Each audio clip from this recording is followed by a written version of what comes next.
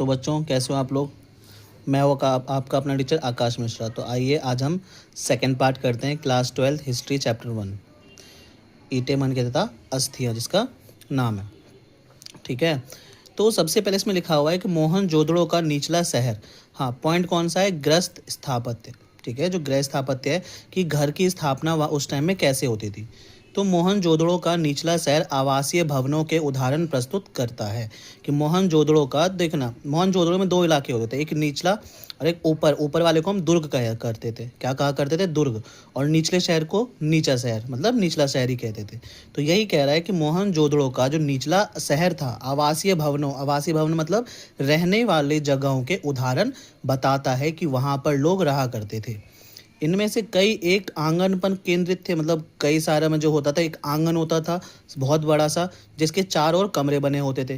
ठीक है, एक बरामदा टाइप और उसके चारों तरफ कमरे। संभवतः आंगन खाना पकाने और कताई करने जैसी गतिविधियों का केंद्र था। मतलब आंगन इतना बड़ा था तो कुछ ना कुछ काम होता होगा।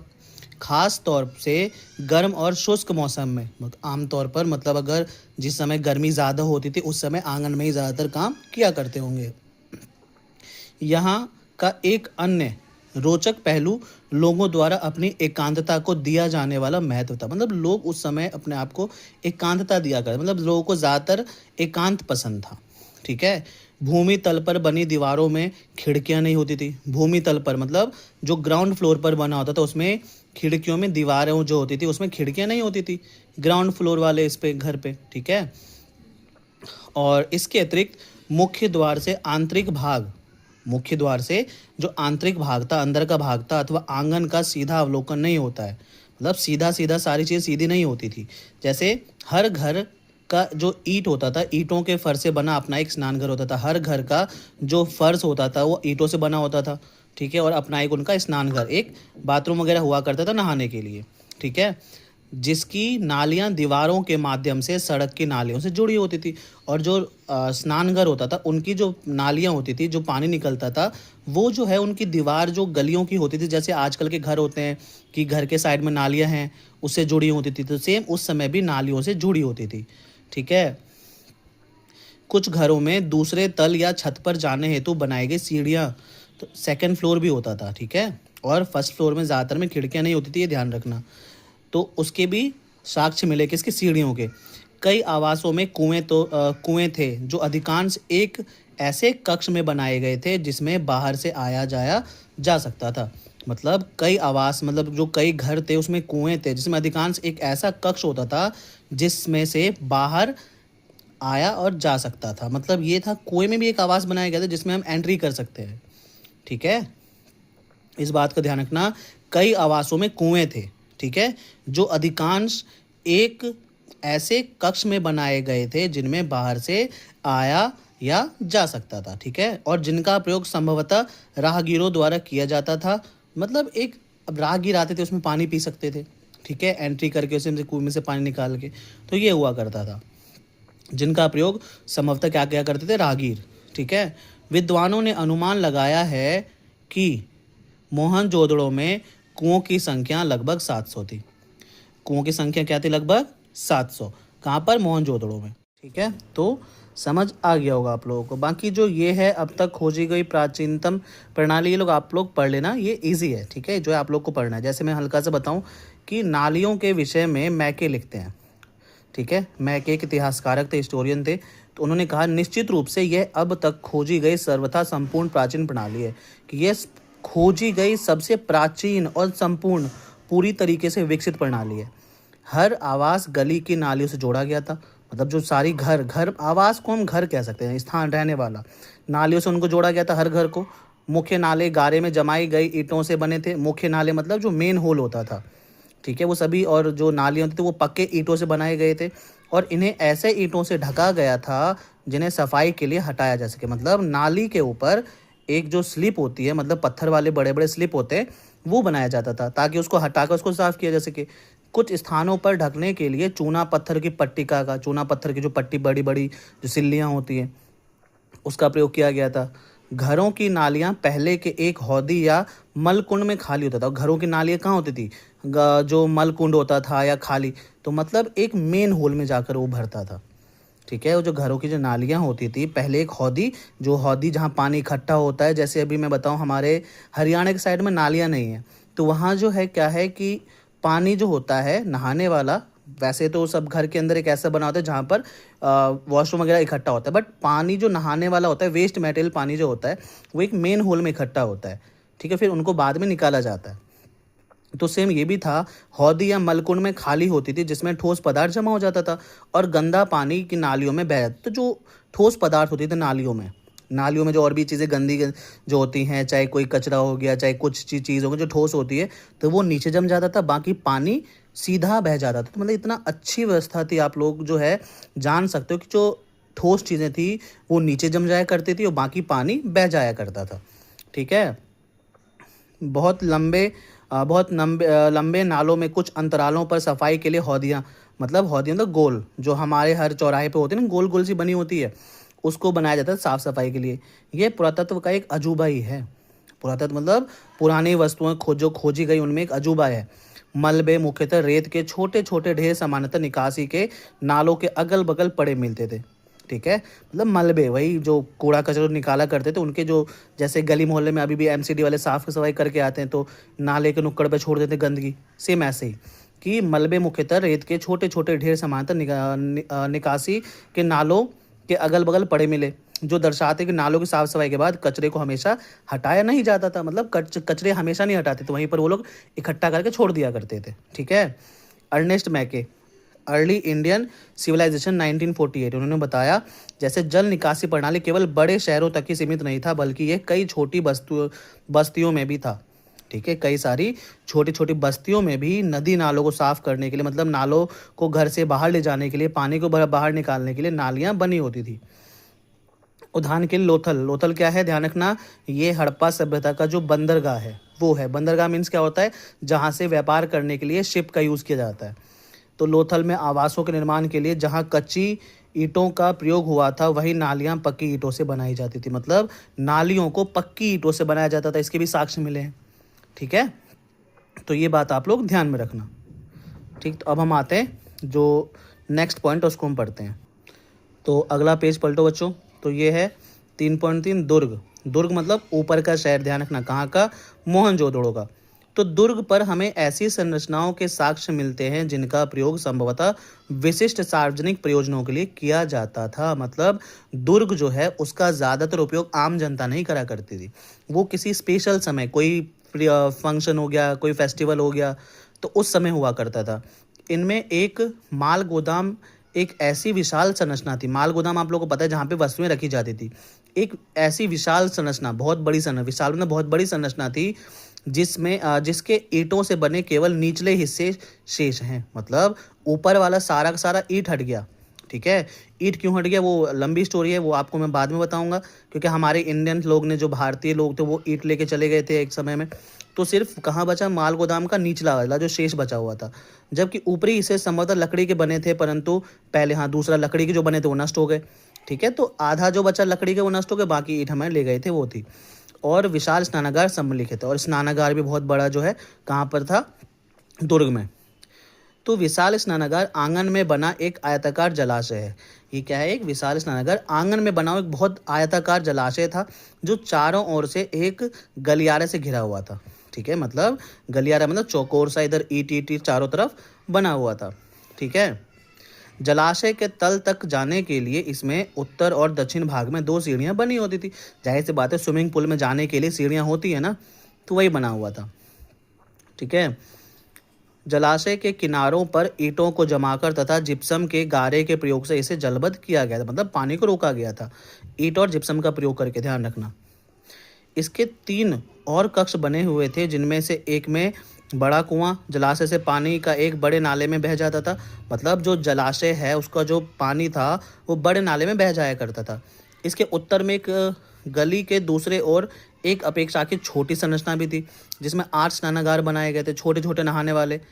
ठीक है, उसके गलियारों के दोनों 4 स्नानगार बने हुए, मतलब अलग अलग से नहाने के लिए भी बने हुए थे। प्रत्येक स्नानघाट से नालियां गलियारे के साथ साथ बने एक नाले में मिलती थी, और प्रत्येक गली, मतलब जो स्नानघाट होता था उसमें से जो पानी निकलता था वो हर एक नाले में, मेन नाले में मिलने के लिए कुछ नालियां बनाई गई थी। ठीक है। इस संरचना का अनोखापन तथा दुर्ग क्षेत्र में कई विशिष्ट संरचनाओं के साथ इनके मिलने से इस बात का स्पष्ट संकेत मिलता है कि इसका प्रयोग किसी प्रकार के विशेष अनुष्ठानिक स्नान के लिए होता होगा। ठीक है, तो मतलब जो किया जाता था। ठीक है, तो मतलब ये था कि इससे हमें ये पता चलता है कि जो कभी फंक्शन हुआ, कोई फेस्टिवल हुआ, कोई बड़ा त्यौहार वगैरह हुआ, उस समय ही लोग नहाने के लिए इतने बड़े इसका इस्तेमाल किया करते होंगे। ठीक है, ये हमारे पुरातत्व का मानना है। तो आइए अब हम चलते हैं सेकंड पॉइंट पे, जो कि आप लोगों का है 4 पॉइंट, सामाजिक विभिन्नताओं का अवलोकन, कि समाज में कुछ विभिन्नताएं भी थी। ठीक है, अमीर गरीब वाली बात नहीं हो रही यहाँ पर, ध्यान रखना। हड़प्पा सभ्यता में अमीर गरीब ये सब ज़्यादा नहीं था। ठीक है, ना के बराबर था। यहाँ पर दफनाने के अलग अलग तरीके थे। ठीक है, रहन सहन थोड़ा सा अलग था। तो ये सब चीज़ें थी। दुर्ग और निचला शहर, तो ये डिफरेंस था। यहाँ पे गरीब अमीर ऐसा कुछ नहीं था, राजा प्रजा ये सब ऐसा कुछ नहीं मिला। समाधान, अब पढ़ते हैं 4.1 समाधान। पुरातात्विद यह जानने के लिए कि क्या किसी संस्कृति विशेष में रहने वाले लोगों के बीच सामाजिक तथा आर्थिक भिन्नताएं थी, मतलब लोगों के अंदर ये उत्सुकता थी जानने क्या इन लोगों में भिन्नता थी, मतलब अमीर गरीब ये सब चीज़ था। सामान्यतः कई विधियों का प्रयोग करते हैं। अब इन्होंने कई बात मतलब कई चीज़ों का प्रयोग किया जानने के लिए कि क्या इसमें क्या क्या डिफरेंसेस थे।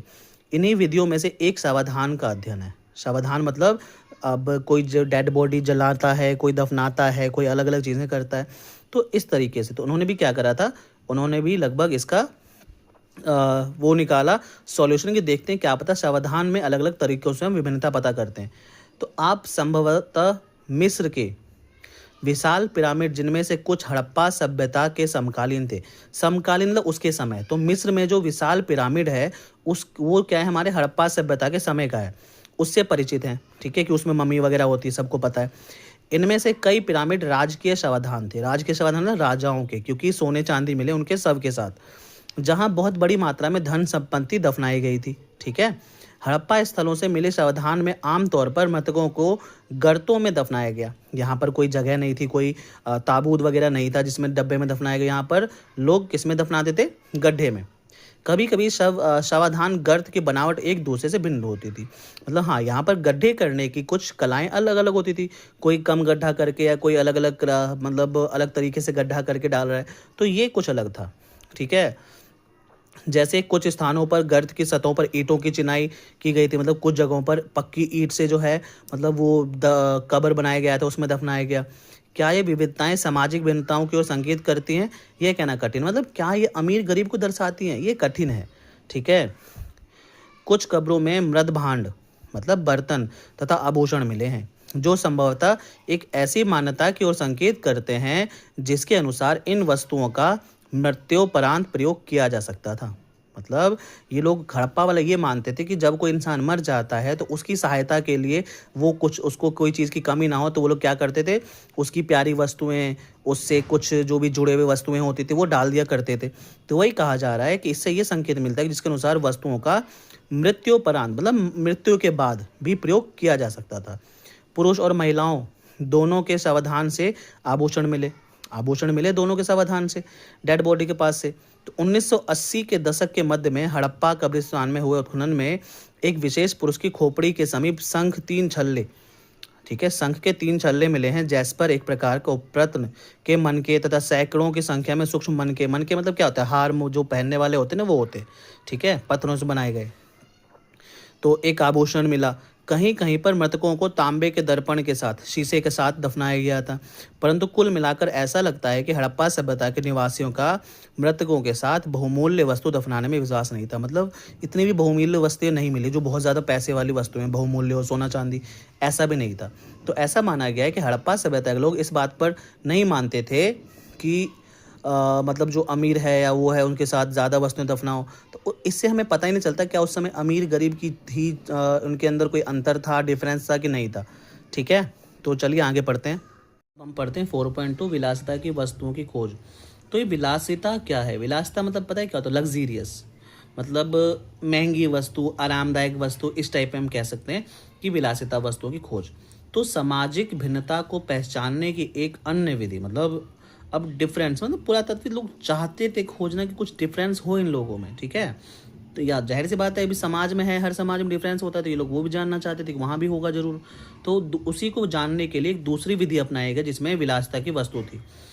तो ऐसी पुरावस्तुओं का अध्ययन जिन्हें पुरातत्वविद मोटे तौर पर उपयोगी तथा विलास की वस्तुओं में वर्गीकृत करते हैं, मतलब उन्हें महंगी वस्तु या आरामदायक वस्तुओं में उनको वर्गीकृत करते हैं, बांटते हैं। पहले वर्ग में रोजमर्रा के उपयोग की वस्तुएं, तो पहला वर्ग, पहला जो लेवल था वो क्या था, उसमें रोजमर्रा के उपयोगी वस्तुएं, मतलब जो डेली लाइफ में यूज होता था, सम्मिलित थे, जिन्हें पत्थर अथवा मिट्टी जैसे सामान्य पदार्थ से आसानी से बनाया जा सकता था। ठीक है, मतलब पत्थर, मिट्टी, इस सबसे आसानी से बना सकते थे, वो क्या है, नॉर्मल। इनमें चक्कियाँ थी, मृदभांड बर्तन थे, सुइयाँ, झावा, ये सब शामिल थी। ये वस्तुएं सामान्य रूप से बस्तियों में सर्वत्र पाए गए, मतलब ये मिट्टी विट्टी के बर्तन, मृदभांड वगैरह हर जगह पाए गए बस्तियों में। पुरातत्वविद उन वस्तुओं को कीमती मानते हैं जो दुर्लभ हो अथवा महंगी, मतलब जो अधिक पैसे वाली हो। ठीक है, स्थानीय स्तर पर उपलब्ध पदार्थ से अथवा जटिल तकनीकों से बनी है। तो उस टाइम में हम ये नहीं कह सकते बहुत ज़्यादा महंगा है वगैरह, बस उस समय ये था कि जो बहुत ज़्यादा कम मिली उसको क्या कर दिया गया कि वो हमारी क्या है, विलासिता की वस्तुएं हैं, क्योंकि वो कम मिला। दूसरा जिसको बनाने में बहुत ज़्यादा कठिन हुआ हो उसको विलासिता की वस्तुएं कह दी गई। इस प्रकार, ठीक है, इस प्रकार जो है फ्योन्स क्या होता है, घिसी हुई रेत अथवा बालू तथा रंग और चिपचिपे पदार्थ के मिश्रण को पकाकर बनाया जाए, मतलब रेत और मिट्टी वगैरह को जो पकाकर बनाया जाता था उसको मिलाकर उसको कहा करते थे। ठीक है, उसके पदार्थ के छोटे पात से मतलब कीमती माने जाते थे। एक तरीके से घिसी हुई जो मिट्टी होती थी, गर्म करके जो बनाई जाती थी, वो उससे बनी वस्तुओं को विलासिता वस्तुओं में रख दिया गया, क्योंकि वो बहुत मुश्किल से बनाई जाती थी। ठीक है, क्या बनाई जाती थी, बहुत ज़्यादा मुश्किल से, उसमें मेहनत लगती थी बनाने में। तो जिन वस्तुओं में मेहनत लगी बनाने में उसको क्या कह दिया, विलासिता की वस्तु। तो अब हम इसके आगे पॉइंट पढ़ते हैं। तो देखो अब इसमें दे रखा है कि स्थिति तब और जटिल मतलब क्या होता है, कठिन। तो स्थिति तब और कठिन हो जाती है जब हमें रोजमर्रा के प्रयोग की वस्तुएं जैसे तकलियाँ, जो फ्योन जैसे दुर्लभ पदार्थों से बनी मिलती है, मतलब ऐसी वस्तुएं जो हमें कई जगह मिली, उस वो भी बहुत ज़्यादा मुश्किल से बनी, तो वो उसमें दिक्कत हो जाती है, क्योंकि जो वस्तुएं बहुत ज़्यादा मुश्किल से बनाई जाती हैं वो भी बहुत ज़्यादा मिल रही है। इसका मतलब वो उसको सब लोग यूज़ कर सकते हैं डेली लाइफ में, तो वो भी विलासिता वस्तु से हटा दी जाएंगी, है ना। हाँ, क्या हम इनका वर्गीकरण उपयोगी या फिर विलास वस्तु में कर सकते हैं क्या, फिर जब हर जगह मिल रही है और इतना सस्ता होगा उस समय, सब ले सकते हैं, तो क्या इसको हम विलासिता या महंगी वस्तु बोल सकते हैं। यदि हम ऐसी पूरा वस्तुओं के वितरण मतलब बांटने का अध्ययन करें, तो हम पाते हैं कि महंगे पदार्थों से बनी दुर्लभ वस्तुएं सामान्यतः मोहनजोदड़ो और हड़प्पा जैसी बड़ी बस्तियों में केंद्रित हैं। तो अगर हम मतलब महंगी वस्तुओं को देखें तो वो केवल मोहनजोदड़ो और कहाँ, हड़प्पा जैसी बस्तियों में मिले हैं। छोटी बस्तियों में ये विरल ही मिलते थे, मतलब मुश्किल से ही मिलते थे। उदाहरण के लिए फ्योन में समझ जाना, मिट्टी के बने बर्तन जो घिसकर बनाए जाते थे गर्म मिट्टी से। फ्योन से बने लघु पात्र जो संभवतः सुगंधित द्रव्यों के पात्र के रूप में प्रयोग होते थे, सुगंधित होते थे। ठीक, जैसे हम आज कह सकते हैं कुल्हड़ भी तो सेम होता है ना, कि उसको हम गर्म करके पका कर बनाते हैं मिट्टी को, तो उसमें से भी चाय वगैरह जब पीते हैं बहुत ज़्यादा अच्छी खुशबू आती है, तो वो एक कुल्हड़ को ही कहा जा रहा है, फ्योन्स। ठीक है, तो कुल्हड़ वाले जो बर्तन होते थे। तो हम कह सकते हैं अब क्या है कि फ्योन से बने लघु पात्र जो संभवतः सुगंधित द्रव के पात्रों के रूप में, मतलब पानी वानी रखने के रूप में होते थे, अधिकांश मोहनजोदड़ो और हड़प्पा से मिले। और कालीबंगन जगह जो कि राजस्थान में है, गग्गर नदी के किनारे, जैसे छोटी बस्तियों से बिल्कुल नहीं। तो ये सब वहाँ अलग जगह पर सिर्फ मोहनजोदड़ो और हड़प्पा से ही मिले, बाकी जगह पर लगभग ना के बराबर मिले। ठीक है, सोना भी दुर्लभ तथा संभवतः आज की तरह सोना भी बहुत मुश्किल से मिला, जैसे आज बहुत कम लोगों के पास सोना होता है, वैसे वो उस टाइम में था। तथा हड़प्पा स्थलों से मिले सभी स्वर्ण आभूषणों संचय से प्राप्त, और जो भी मिले वो कहाँ से मिले, हड़प्पा से मिले। ठीक है, कहाँ से मिले, हड़प्पा से। तो ये थी कुछ इसकी के पॉइंट्स थे। तो अब जो अगला पॉइंट है, जैसे यहाँ से 5वां पॉइंट शिल्प उत्पादन के विषय में, ये इसमें हम कर लेंगे नेक्स्ट पार्ट में। ठीक है, बाकी जो है मैं अगले पार्ट में पूरा चैप्टर पढ़ा दूंगा आप लोगों को, मैं ये पूरा चैप्टर पढ़ा दूंगा, मतलब जब आधा या 1 घंटा लग जाएगा कोई बात नहीं है, वो मैं आप लोगों को पूरा चैप्टर एक साथ ही डाल दूंगा पार्ट 3 में। ठीक है, तो मिलते हैं अब हम सेकंड पार्ट में, थर्ड पार्ट में। तो आप लोग मुझे ज़रूर बताइएगा आप लोगों को कैसा लगा। धन्यवाद।